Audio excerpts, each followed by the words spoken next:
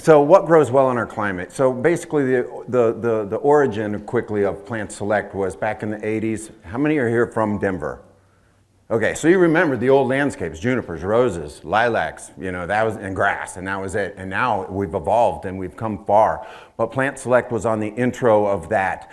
Along with Denver Water, there were people at Denver Botanic Gardens and CSU who are saying we need to have more plant material that's suitable for our area, because we were bringing our plants with us when we came to Colorado. So anyway, it was born out of that. And my board is made up of 2 people from Denver Botanic Gardens, 2 people from CSU, and 2 people from the green industry.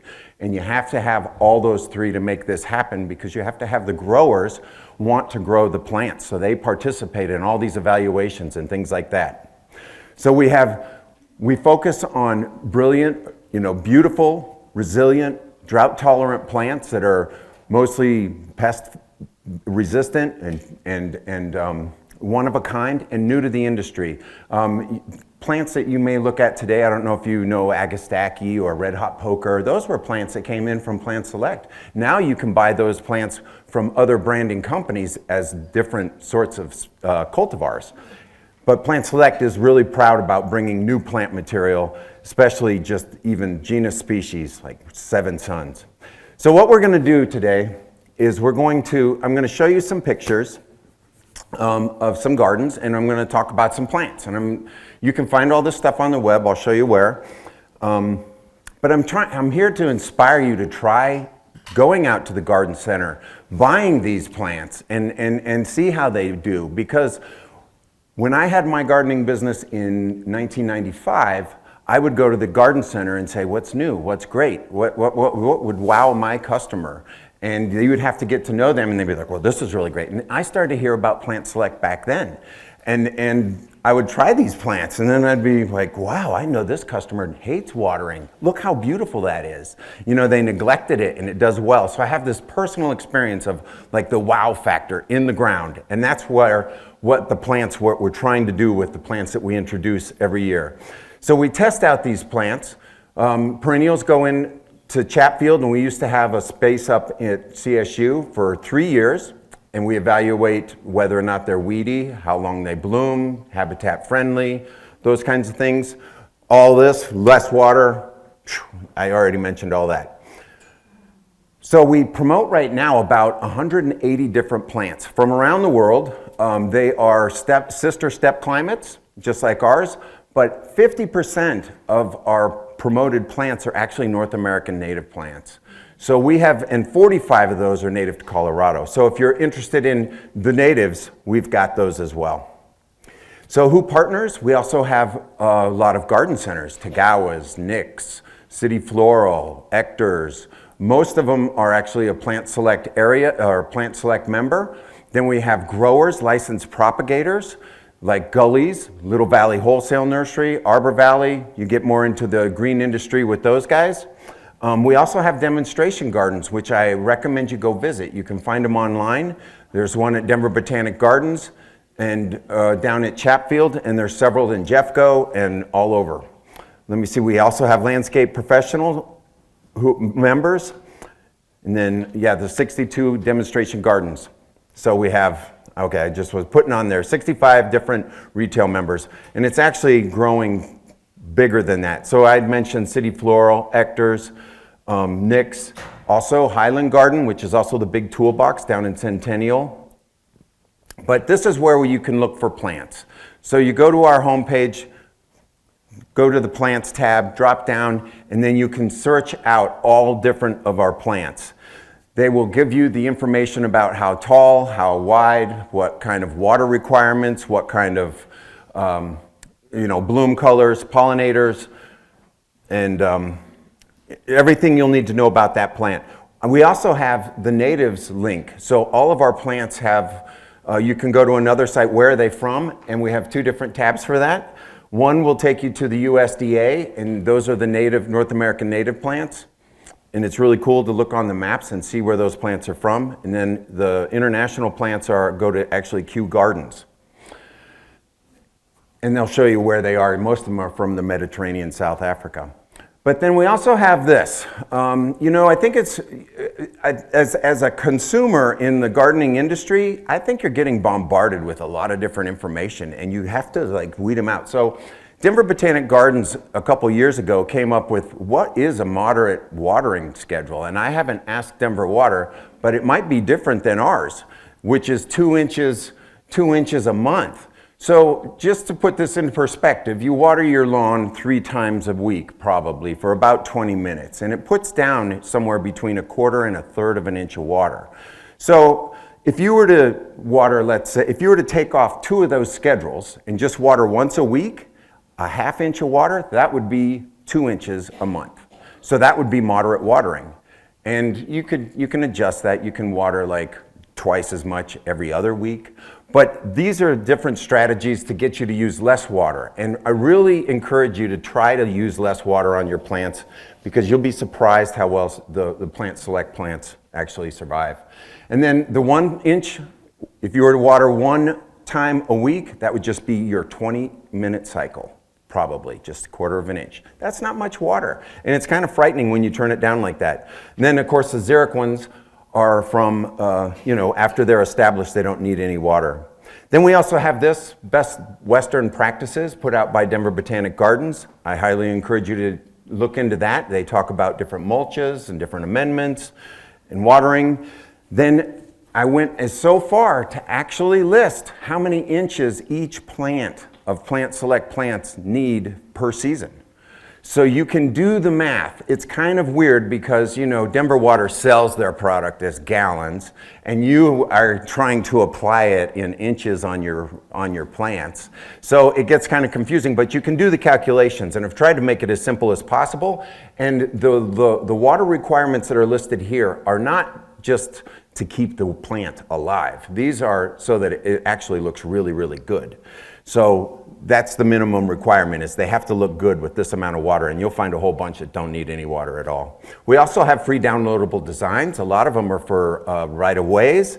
Lauren Springer, I'm not sure if you're familiar with her, she's done some of these designs. There's a lot to pick from. They have substitutes on plants.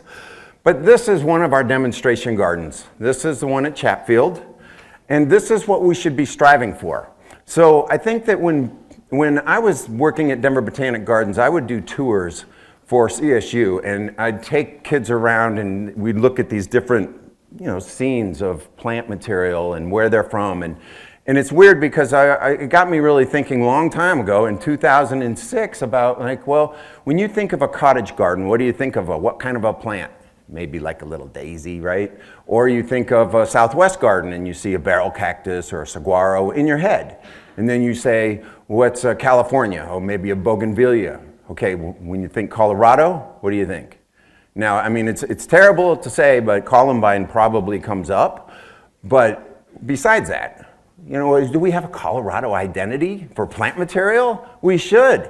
And we're developing a style. I mean, Denver Water was one of the first to have that xeriscape kind of style. And to be honest with you, we're evolving from that now. So this is one of the gardens that I think exemplifies a good happy medium of a xeric garden with sort of that Eastern flavor. So this is like, you know, you see continuity in here. There's definition in the garden. This garden only gets watered once every 10 days through the summer, and it's not like tons and tons of hours of water. But what I like about this a lot is that the plants touch. I think that we've kind of thought of like saving water, you space your plants apart and then that is the water savings in between. You got to stop that thinking. They all should touch, they should have habitat. I mean, I'm encouraging not to use weed barrier anymore. There's ways around it with lots of mulch. But then we have, what plants are you going to put in that kind of garden that I just showed you? Well, this is a fantastic one. This will be available this spring at all the garden centers. And you can find all this online, so you don't have to write anything down. But this is Teucrium, Eversilver. This thing is incredible. It only gets to like 10 inches tall at most, a couple of 1.5 feet wide, no water after it's established. And it stays silver all year around. This is what it looks like without the flowers This is what it looks like in the wintertime too. So Colorado has a real opportunity to actually design gardens and landscapes for the wintertime and have a lot of green. This is going to be a big one. So water it one season, a regular watering schedule to get it established and then let it go. Then we also have Sharda's Greek Mountain Tea.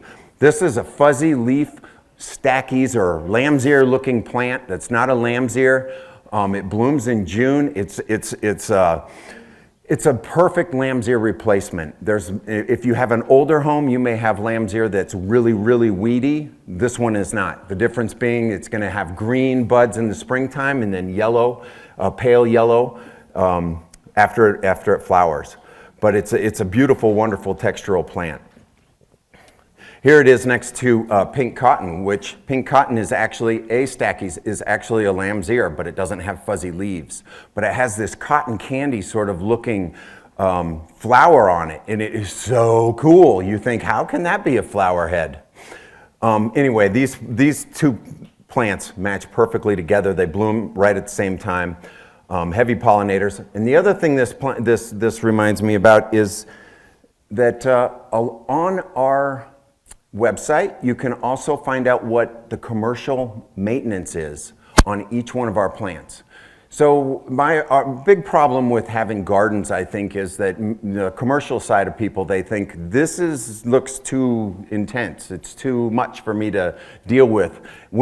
If you break it down to just, you only trim that back once a year, it makes it real easy to use these plants. So you'll find commercial maintenance schedule for annually and for every 5 years on each one of these plants. And that's stackies. Basically, after it's done blooming, you just trim it back, and you can actually probably just rake out the old foliage. But that's it in its glory. Fantastic plant. Do they spread? So all these that I've just talked about come out from one root crown, and they don't set down root runners. They just come out and then they'll die back in the winter. So they'll reduce down to just the crown. Sorry, it's not like a turf grass at all, or like a ground cover. This one I put in here because this is such an underutilized plant that could feed the earth. It is drought tolerant. It's kale, and it gets about 2 feet tall, 2 feet wide. Blooms in May. These beautiful white flowers. You can eat the buds before it flowers, and it tastes like asparagus mixed with broccoli. The leaves are also edible, but you probably want to add a lot of butter and bacon and all those other things in there. But the thing is after it blooms, you cut it to the base, and then you get these big, beautiful leaves that emerge again through the summer, and it does not need a ton of water. It's a fantastic ornatable plant, which means a plant that's edible, but you find it in the ornamental section of your garden book, right? So it's an ornatable, and I think we should have those in every yard. Penstemons. Colorado is really penstemon country. Most of these penstemons are like deer resistant. They should be rabbit resistant. I know the rabbit population's big, but they're also, many of them are broadleaf evergreen or herbaceous evergreens, so they'll actually stay green through the winter as well. That one on the right this is the Silverton Blue Mat penstemon. It's a very short, small plant. And then you have on the left side the desert beard tongue, and that can get like 2 feet. You want to manage a lot of your plants that get taller by not watering as much, because then you don't have as much maintenance. That one on the left, the desert beard tongue, it can get so big if it has too much organics in the soil. So all these plants I don't usually fertilize, I don't treat with anything. They go in, they get watered, I trim them back, and that's about it. So here's another scene. I think this is when I look at driving down the neighborhoods, I'm asking myself, if we remove all the turf in front yards, what do I want to look at? I think this is pretty close for me. This is where I could see this, and maybe a tree here. We live in a short grass prairie, and this emulates that. This is actually buffalo grass with sage, but there are some plant select plants in here. And I want to state early on that meadows is one of those easy looking, hard to do tricks. If you're enthusiastic about a meadow, you do more research on it, because you need to do a lot of editing through the year that you may not realize. Otherwise, a lot of those plants can just take over. But that being said, this is the winter time, or the late fall. So beautiful, beautiful kind of scenery and lots of great plants. These would be some of the plants you might include in that kind of setting. This is winter fire sedum.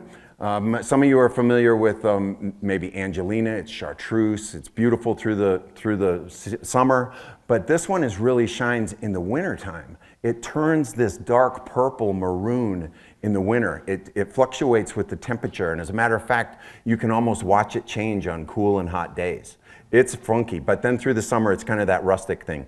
Now, we just had this big, huge windstorm, and it's kind of making me crazy in terms of they cut off our power. And then they, for a good reason, it might start a fire. I see that happening a lot. And so we're looking at plants differently in terms of fire-wise plants. Well, this is one you can have right up by your house. Big, thick leaves, they're very fleshy. This is one that is a good one for that purpose. This would be another one. This is another penstemon, stays green through the wintertime, Penstemon cespitosus, wagon wheel, cat approved. Now, who else in the whole right mind would promote a plant that, this one does creep out a little bit, but you're gonna wanna plant lots of them to get them to touch quicker. But these little flowers, they show up for most of summer, but you can see them in this slide, but they're not big, And that's what a lot of people like. Now, this is one of my most favorite plants. This is a hummingbird plant. And this is the plant that at CSU, we have a lot of rentals up there because of the college. This is the plant I see people put in the yard and because they're gonna take care of their rental and then they move and then it goes to a bad renter. This is the plant that lives. So this is epilobium, orange carpet, and it blooms in the fall. It only gets 10 inches tall, and it does spread out, and it makes a big mound muffin mat. It's a very great plant. Yes? Is that the same as Zauschneria? Yes, so they changed the scientific name from Zauschneria to epilobium, and they're doing that based on DNA and following the genetics on those plants. And I would highly encourage everyone here that, marketing people hate the idea of changing botanic names because then people have to learn them again, right? Whereas you would find this in the Z's under Zauschneria, now it's in the E's. So marketing people hate it, but I say embrace it. And you want to embrace it because all this technology is really new. In another 50 years, they're not going to be renaming these plants because they will have already kind of tied them together genetically. Whereas we are living on 100, 200, 300 years of botany where they actually looked at the flower and then decided this is related to that and this is related to that. So anyway, I've seen hummingbirds at this plant just sitting on the ground feeding. It's a great plant. Kendrick Lake. I want to mention also Kendrick Lake. Have you been out to Kendrick Lake? It's on Jewel and like Garrison or something. Oh, what a wonderful, wonderful. They're redoing it right now, but that's kind of the mecca of Plant Select, and they have a lot of these great plants that you can just go look at. This one being the gold on blue zinnia. This is a David Solomon plant. It blooms in the full sun heat of the summer, and it's like it looks so good under such stress. It's one of those plants that actually does creep out, but it doesn't creep out. It sends out runners and it kind of comes up in patches, but it's a beautiful green foliage. In the wintertime, it turns a brown and lays on the ground. But this plant, if you point a hose at it, you might kill it. So don't do that, because it does not like water, right? Pine leaf penstemon. This is a selection from Mike Bone and Dave and Ray Daughtry. I don't know if you know them. At any rate, this is a beautiful pine leaf penstemon that's, they say pine leaf because the leaves look like little pine needles, but they're very, very soft. So it's going to bloom in July through the summer. It looks from far away kind of melon color, but it's really orange on the outside and yellow. Gets to 10 inches tall. Now what I do after it's done blooming is I shear the top off, and all that cushion stays green through the rest of the year. Fantastic, orange plant. We also have half pint, another pine leaf penstemon that's a dwarf, about 8 inches tall, very compact, kind of this scarlet red thing. The hummingbirds love this one as well. Again, you can shear it after it's done blooming, and then it just stays in patches. But those are all plants that don't need those last two don't need any water, and neither does this one. Do you guys? Yes. 5 minutes. Okay, we're gonna race. I'm gonna race even faster. This is the best plant ever. You have to get it, because the one picture on the left is actually its winter color. Then it turns green in the summer. That middle picture is at my house, and that's coming out of its green dormancy. So then we also have Arctostaphylos. These are also broadleaf evergreens. This is a plant that I think screams Colorado style. It marries the prairie with the mountains. It would fit any tourism board kind of propaganda they put out there about skiing and, you know, ponderosas. Anyway, these are great plants, and they don't need much water. I wanted to get to this slide because this is Summer Home Gardens. You can Google it. It's down by Washington Park. And this lady, you know, bought the lot, put in a garden. This is more of a matrix kind of style of gardening where the plants intermingle, they move around, they pollinate each other, they get pollinated and they move around, come up in different places. But this is a wonderful garden to see through the season. This is the blue season, this is flax in the morning or in the spring, and then it'll turn to yellows and oranges and you get all your grasses in there. Fantastic design by Kevin Williams. Columbines, yellow. I think this is a columbine you can see from the road. It takes full sun and also takes shade. Gets a little bit taller, blooms a lot. This was the hyssops that I was talking about, sunset hyssop, hummingbird magnet. Blooms in July to August, and when you brush on it, it smells like black licorice. It's so wonderful to work with. Now, if you really want to take gardening to a whole new level of entertainment, this is the plant for you. This is Liatris ligula stylus. It's meadow blazing star. It's native to Colorado. There's a population north of Fort Collins. It gets about this tall. But in your cultivated area where you water it even just a little bit, it's going to get like 1.5, 2 feet. And it blooms in August. And it is the magnet of monarchs. And it actually has a pheromone that mimics their mating. So you find, when you come home out of your car, you won't go let the dog out. In August, you won't do that. You'll go right to this plant. You'll be like, what's on there? And then you'll be like, oh my gosh, this is so much fun. So plant a lot of them. They go to seed, spread them around. Red birds in a tree, another great drought tolerant plant. Look where it's from, southern New Mexico. It actually could be on the endangered species list, except that, you know, it's in cultivation, so now it's everywhere. But this is another one that blooms June to August, but if you look real closely, they look like little birds. I want to mention dogtuff. Dogtuff's a great hybrid Bermuda grass. It's not a weed.